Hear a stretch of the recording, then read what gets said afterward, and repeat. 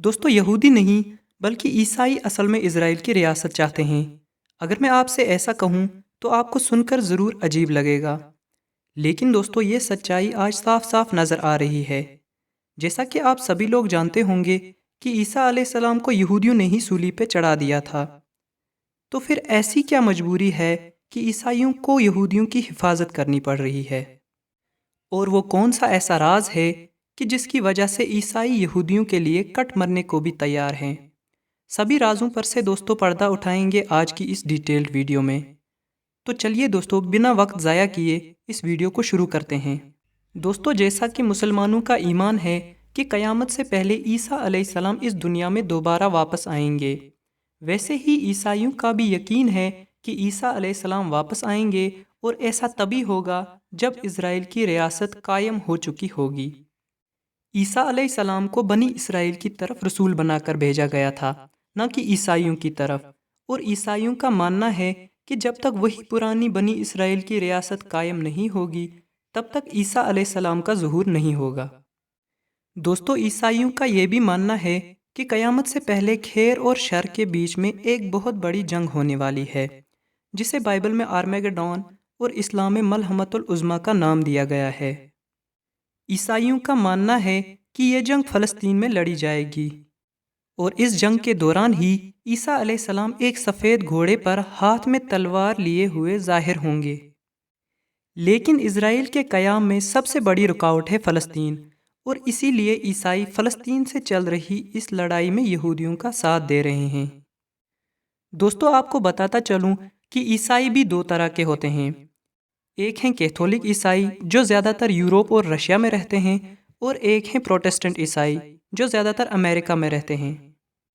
Israel के ज़्यादा हिमायती यही प्रोटेस्टेंट ईसाई हैं।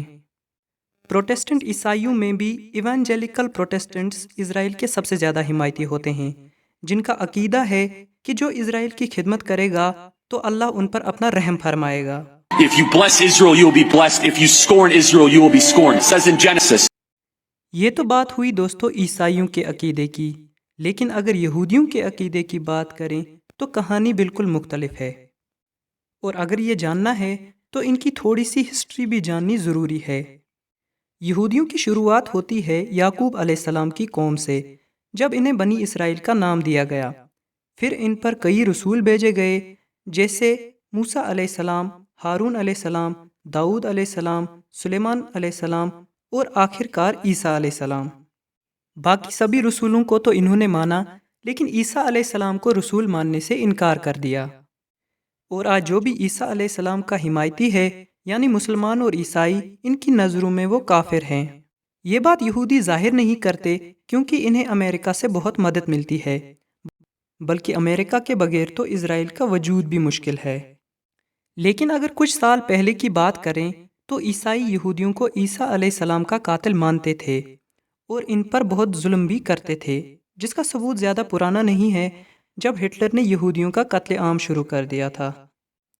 अगर हाल की बात करें दोस्तों तो ईसाइयों की कई बड़ी ऑर्गेनाइजेशंस आर्मेगेडॉन यानी मलहमतुल उज़्मा की तैयारी कर रही हैं, जिनमें क्रिश्चियंस यूनाइटेड फॉर इज़राइल एक जानी मानी ऑर्गेनाइजेशन है जिसे जॉन हेगी ने स्टार्ट किया है।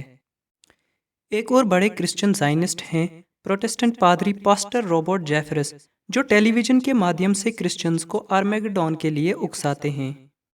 ये सभी लोग डोनाल्ड ट्रंप को अमेरिका का प्रेसिडेंट बनाना चाहते हैं ताकि यूएस फॉरेन पॉलिसी और आर्मी को ग्रेटर इज़राइल के मकसद के लिए इस्तेमाल किया जा सके। लेकिन दोस्तों डोनाल्ड ट्रंप ही क्यों? तो आपको बताता चलूं कि डोनाल्ड ट्रंप ऐसे पहले अमेरिकन प्रेसिडेंट हैं जिन्होंने यूएस एम्बेसी को इज़राइल की तेल अवीव से यरूशलेम शिफ्ट किया था, और वो यरूशलेम को फ़लस्तीन का नहीं बल्कि इज़राइल की कैपिटल मानते हैं। Recognized Jerusalem as the capital of Israel. दोस्तों मैंने इस वीडियो में आपके सामने पूरा खुलासा रखा कि ईसाई इज़राइल की हिमायत क्यों करते हैं। अगर आप जानना चाहते हैं कि यहूदी मस्जिद अक्सा को गिराने के लिए क्या कुछ कर रहे हैं और वो कितने कामयाब हो चुके हैं, तो आप मेरी पिछली वीडियो का मुताला कर सकते हैं। इसी के साथ दोस्तों मैं इस वीडियो को ख़त्म करता हूँ। पूरी वीडियो देखने के लिए आपका बहुत बहुत शुक्रिया।